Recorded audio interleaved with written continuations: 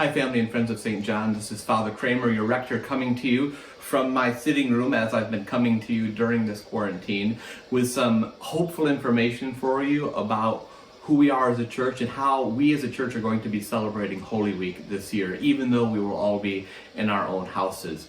You all should have received either yesterday or today a letter from me which kind of details not only where we are as a church just in the midst of this pandemic, but also lets you know some of the plans that we've put out for Holy Week. So this is going to be a bit longer of a video than I would normally do, just because I want to share with you face to face, so to speak, some of my own excitement about these plans. But I'd let you know to just look at the letter and that'll give you all the details. So if you saw that, maybe think you'll get to it later, pull it out. And I think you're going to be excited about what we have planned. The goal for Holy Week as we celebrated at St. John's this year is for what we are going to be streaming online to complement worship and prayer and sacredness that you are going to be creating in your own households. And so the way we're going to do that is we're going to start out by inviting every household to create a sacred space. This will be a place you choose that's near where you watch our streaming services, so you can be at your sacred space while still watching the streaming liturgies that we offer. And you'll make that place your own. You'll make that space your own.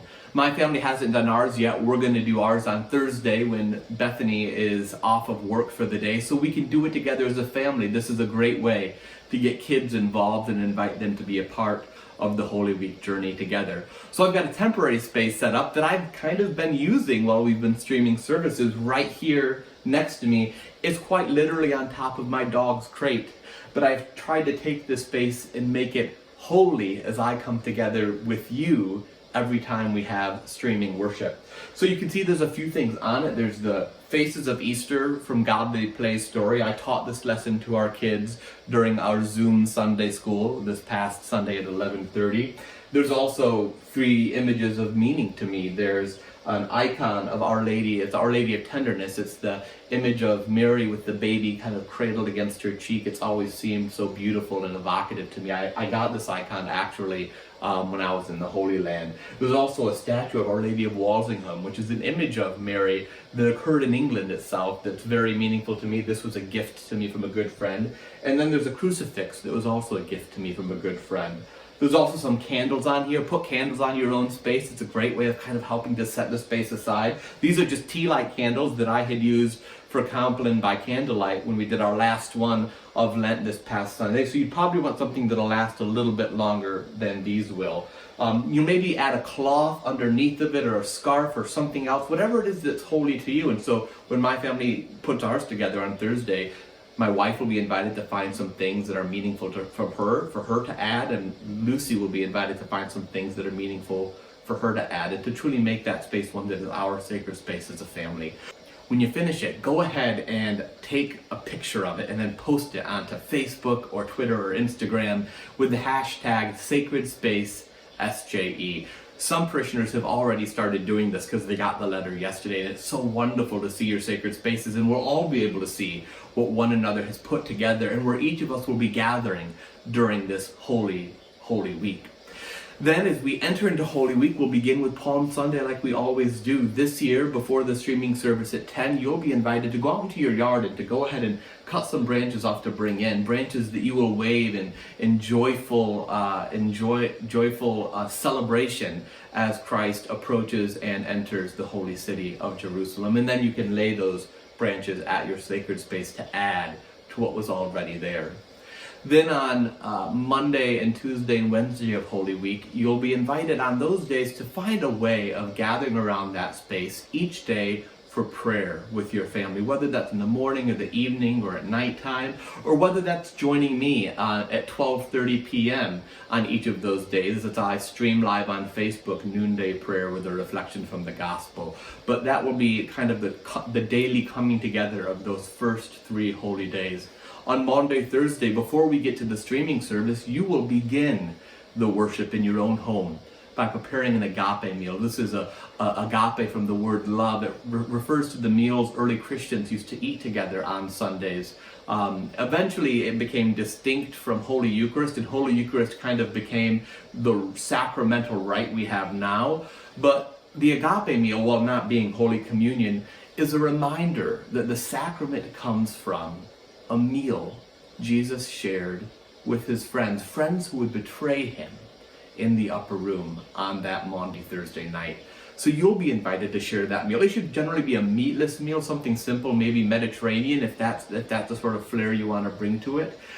You'll see in the Maundy Thursday bulletin, someone from your household will be a presider and will say a prayer over the wine or whatever other drink you might have. There'll be a prayer over the bread and a prayer over what other food. And that's not kind of doing Holy Eucharist at home, but like I said, it's reminding us that Holy Eucharist comes from the meals that early Christians shared and that Jesus shared. And so we'll share a meal together as a household.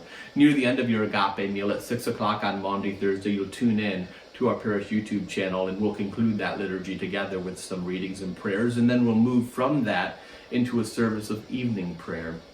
And we'll do evening prayer with the rite of foot washing. And so in addition to the meal that you will share wherever you normally eat together as a household, near your sacred space, you'll have set out an empty basin, a pitcher of water, and some towels. And there's a point in evening prayer at which you'll be invited to wash the feet of the members of your household, each washing one another's feet as a reminder that that is how Christ showed the fullness of his love to us when he washed the feet of his own disciples. If you live alone, you'll still participate. You'll simply wash your own hands with that water as a symbol of the fact that your hands are meant for service by virtue of the baptismal waters through which you passed. And then at the end of the Maundy Thursday liturgy, you'll strip your sacred space of everything you've put on it, just like we strip the altar in church, leaving on it just a simple wooden cross. And you'll come back to that sacred space on Good Friday, joining us streaming live at noon for the proper liturgy of the day, which is a simple office, really. It lends itself to streaming. There'll be a remembrance of the Passion. I'll offer a homily. There'll be a time of veneration of the cross that's in your home. And there'll also be the solemn collects, these wonderful prayers we pray for the entirety of the world, particularly in this time of global pandemic. On Holy Saturday, we'll come together briefly at 10 a.m. for the Holy Saturday proper liturgy. That'll be just streamed live on Facebook. It's a short service. But the real exciting moment will be on Saturday night before Easter Sunday at 8:30 p.m. when we'll come together. And we're going to do the Great Vigil of Easter Church. We're going to do it all together. In my house, I'll light new fire. I'll take the Paschal candle that our church has, that's brand new, just arrived, and we'll bless it together, saving it for when we can have it once more lit in the church. We'll light it here for that first night at the Great Vigil. And that's something else your sacred space will have. You want to have a simple white candle, maybe a large jarred candle like you see that people use for prayers, and keep that on your sacred space during Holy Week, but don't light it. Leave it for the Great Vigil.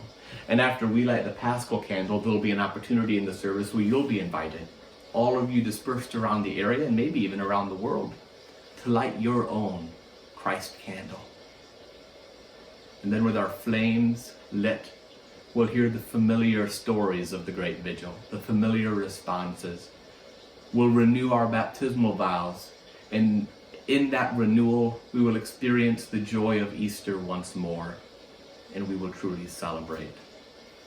And then when we come together on Easter Sunday at 10 a.m., it'll be a great, wonderful, festive service of morning prayer with all of the hymns and the music and the readings that mean so much to you. Holy Week is the holiest time in the year for Christians. And I'm actually kind of excited because this year you have the opportunity to take some of the sacredness of Holy Week into your own home. Maybe even to develop some practices of prayer that your family can keep even after Holy Week. Practices that can ground us, remind us that the first unit of faith is the household, whether it's of one or of many. It'll be a wonderful experience. I hope it'll be meaningful for you, as I know it's been meaningful for me in preparing it.